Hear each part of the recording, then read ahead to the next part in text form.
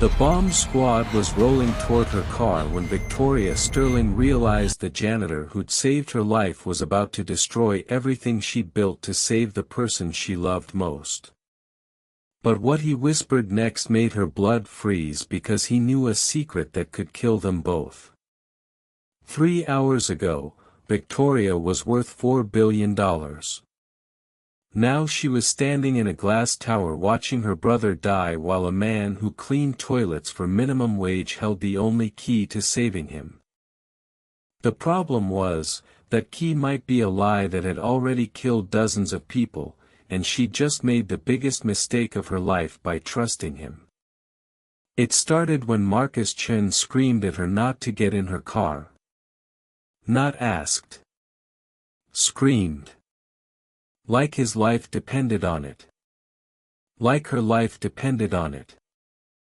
This maintenance worker she'd never seen before came running out of her building like he was being chased by death itself, sweat pouring down his face, keys flying from his hands as her security team slammed him against the wall. The words that came out of his mouth next changed everything. He said her car wasn't safe. In Victoria's world, when someone says your car isn't safe, it means one thing. Bomb. Within minutes, half the city was shut down. Police everywhere. Bomb squad robots. News helicopters circling like vultures. But here's what nobody knew. Victoria wasn't supposed to be at her office that day. She was supposed to be at a secret meeting that could save her brother's life. A meeting that had taken her 2 years and $1 billion to arrange. A meeting she would now miss because of this janitor's warning. The bomb squad found nothing. No explosives. No threat. Nothing. Just an empty car and a maintenance worker who just cost her everything. She should have been furious. Should have had him arrested. But when she looked into his eyes, she saw something that terrified her more than any bomb ever could. She saw the same desperate fear she'd been carrying for months. So Victoria made a decision that would either save them both or destroy everything she'd ever worked for. She bought his freedom from the police and brought him to the 50th floor of her tower. Then she asked him a simple question that would reveal whether he was her salvation or her nightmare. How does a man who mops floors know about neurosynaptic decay syndrome? The words hit Marcus like a physical blow. This rare neurological disease that fewer than 2,000 people worldwide even know exists. This disease that was slowly, methodically stealing Victoria's brother away from her, cell by cell, memory by memory.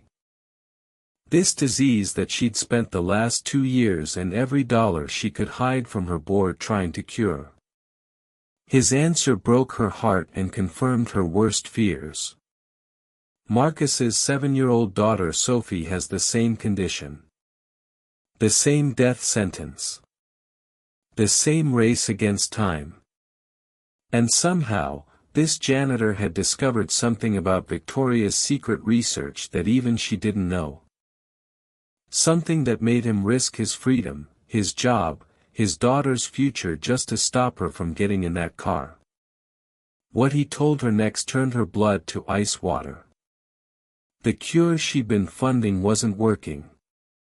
It was making patients worse. The mortality rates were being hidden in buried reports.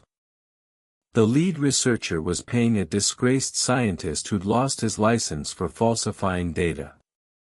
And her brother Daniel, the primary test subject in the final phase, wasn't being saved. He was being used. When Victoria called Dr. Harrison to confront him about this information, his panic confirmed everything.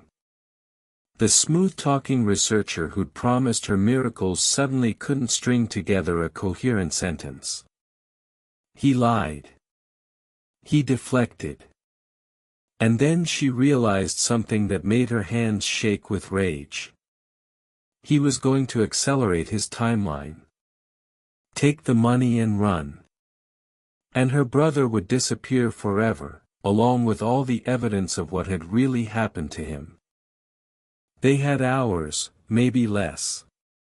That's when Marcus looked her in the eye and said something that changed everything between them. They needed each other. He had information she needed. She had resources he needed. And they both had people they couldn't afford to lose. But first, she had to promise him something that went against every business instinct she'd ever developed. She had to guarantee his daughter's safety, no matter what happened to them. Not as a CEO making a deal, but as a woman making a vow to another parent facing the same nightmare. That's when Marcus told her about the transport company. The 6 a.m. pickup. The medical waste disposal that wasn't waste at all. It was her brother, and they were going to make him disappear forever. Victoria could have called the FBI. Could have gotten warrants and federal marshals. But that would take 12 hours they didn't have. By morning, Dr. Harrison and his evidence would be gone, along with the only person she had left in this world. So she made another decision that would either make her a hero or land her in federal prison. They were going to break into that research facility themselves. The problem was, this wasn't some office building with lazy security guards. This was a fortress. Electrified fences, motion sensors, armed guards, cameras everywhere. A full tactical assault would be suicide on their timeline. But then Marcus did something that reminded Victoria why she trusted him in the first place. While her security chief was explaining why it was impossible, this maintenance worker was studying the blueprints like a military strategist. His finger landed on a small, insignificant icon on the far side of the compound. A service tunnel. Not for people. For waste management. A concrete pipe system that connected the facility to the city's main disposal grid. It was narrow, dangerous, and hadn't been maintained in years. But it was their only way in. Marcus knew about it because he'd worked maintenance contracts all over the city. He'd crawled through systems like this before. But never with a billionaire CEO who'd never gotten her hands dirty in her life. Victoria stared at the tunnel specifications on her tablet. 18 inches in diameter. Half a mile long. No lighting. No ventilation. And if they got stuck or if security discovered them, there would be no way out. But as she looked at Marcus, she saw something that made her decision easy. This man was willing to crawl through hell itself to save his daughter. And she realized she was willing to do the same for her brother. The plan was insane. Victoria would use her corporate jet to get them to the facility. Marcus would guide them through the tunnel system. And once inside, they would have 30 minutes to find Daniel, document the evidence, and get out before the morning shift arrived. But as they prepared to leave, Marcus received a phone call that changed everything. It was Sophie's babysitter. His daughter had collapsed. She was in the hospital. The disease was progressing faster than anyone had expected. For a moment, Victoria thought he would abandon their mission. Any father would. But Marcus looked at her with tears in his eyes and said something that would haunt her forever. If they didn't stop Dr. Harrison tonight, Sophie would die anyway. Along with Daniel and every other patient in that facility. They weren't just rescuing one person anymore. They were trying to save everyone the doctor had used as human guinea pigs for his fake cure. The flight to the facility took 40 minutes. They didn't speak. Victoria stared out the window at the lights below, thinking about all the decisions that had led to this moment. All the trust she'd placed in the wrong people.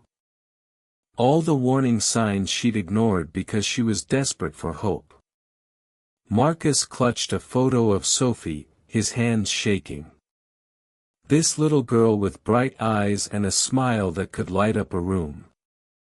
This child who loved to draw castles with gates strong enough to keep the monsters out. When they landed at the abandoned airstrip 2 miles from the facility, Victoria's security chief made one final attempt to talk them out of it. The tunnel was a death trap. The facility was heavily guarded. They had no backup plan if things went wrong. But Victoria had made her choice. She stripped off her designer suit and put on the maintenance coveralls Marcus had brought for her. For the first time in her life, she was going to get her hands dirty. The entrance to the tunnel system was hidden behind a rusted grate in a drainage ditch. Marcus used bolt cutters to break the chain, and the metal screamed as it gave way. The sound echoed through the darkness like a scream. Victoria stared into the black hole that would either lead them to salvation or become their tomb. The smell of decay and stagnant water drifted up from the depths. Marcus went first, his flashlight cutting through the darkness like a knife. Victoria followed, her heart pounding so hard she was sure the whole facility could hear it. The tunnel was worse than she'd imagined. The concrete was crumbling. Water dripped from invisible leaks above.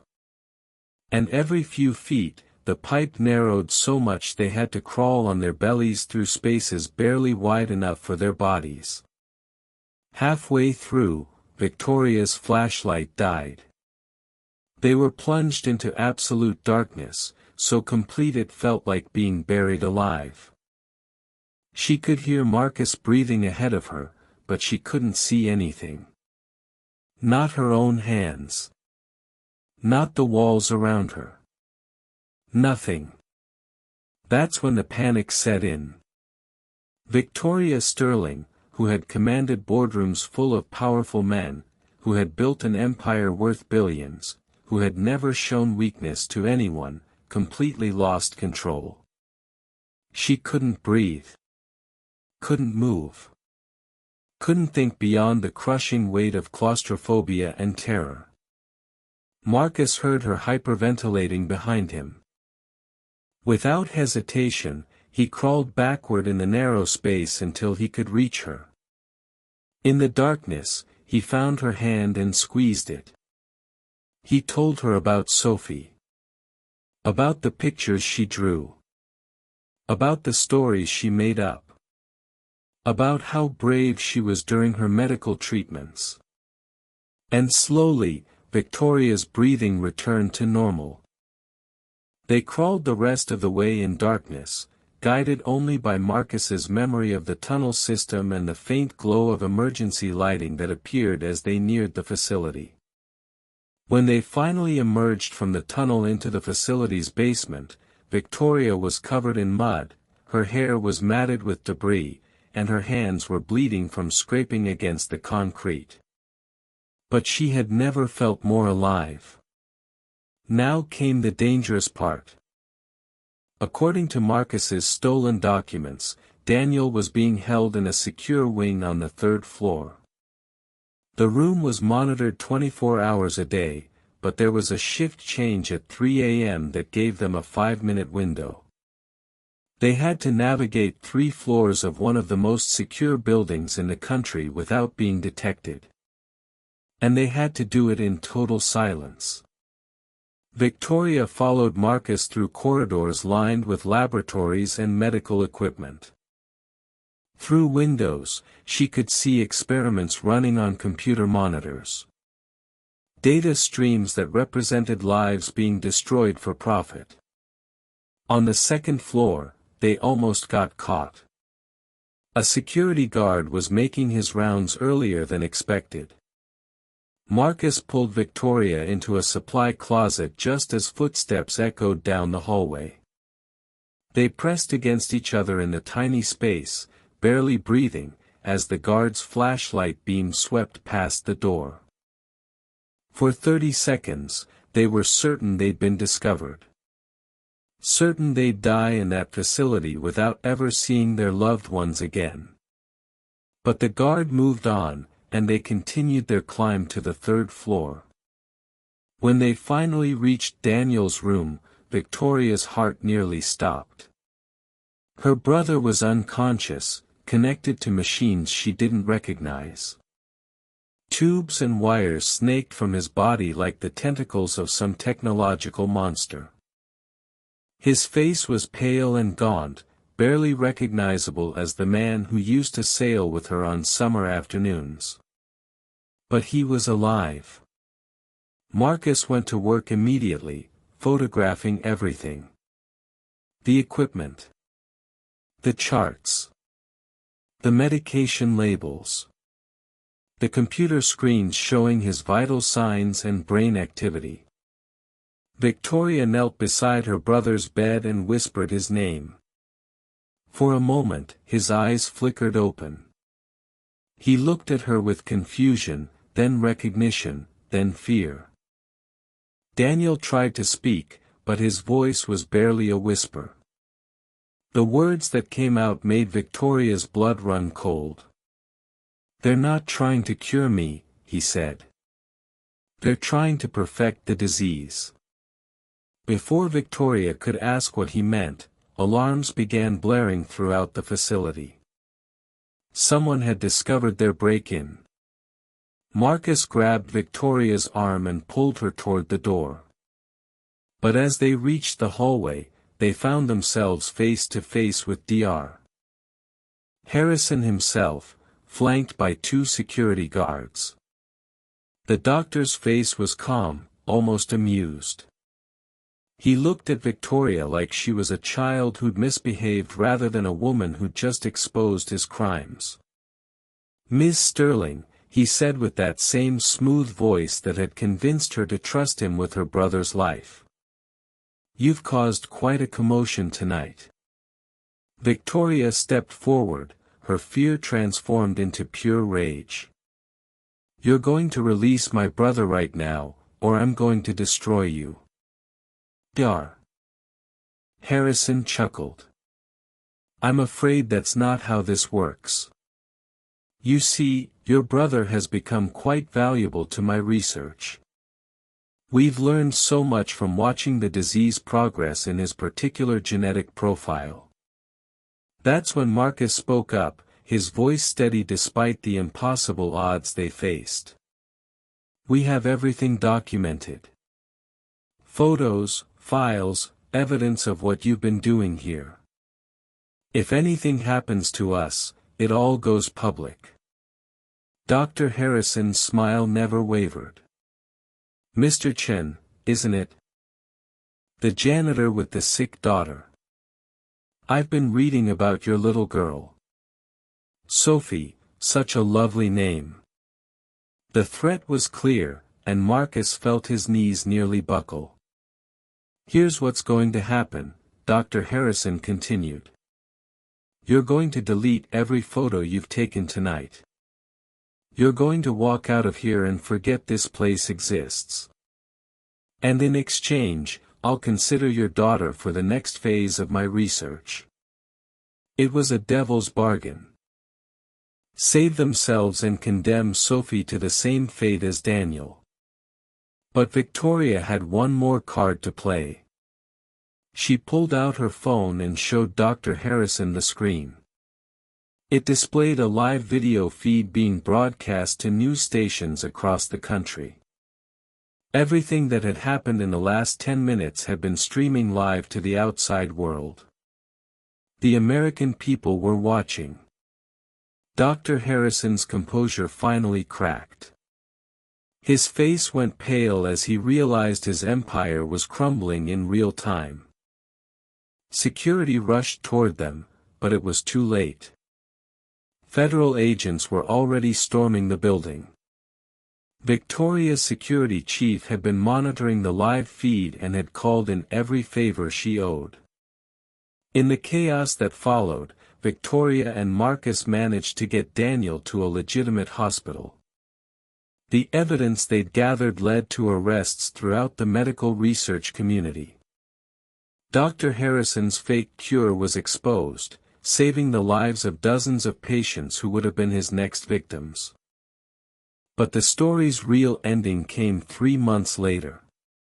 Victoria had used her resources to connect Sophie with a team of real researchers working on neurosynaptic decay syndrome.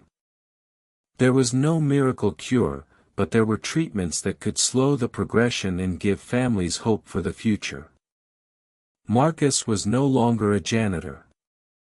Victoria had hired him as head of security for her foundation's new medical research division.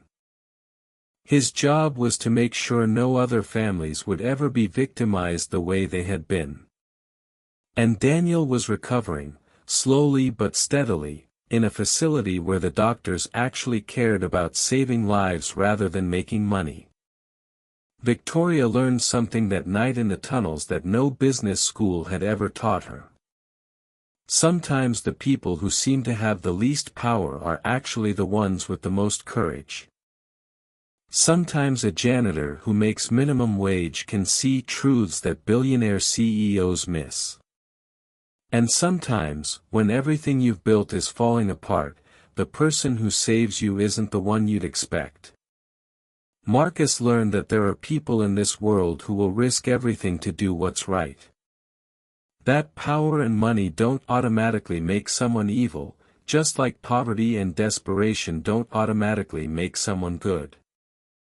But most importantly, he learned that a father's love can move mountains, break down walls, and crawl through the darkest tunnels to reach the light on the other side.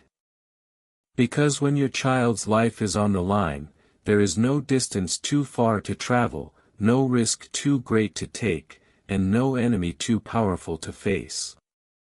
Even when that enemy wears a white coat and speaks with the voice of false hope, promising miracles that are actually nightmares in disguise.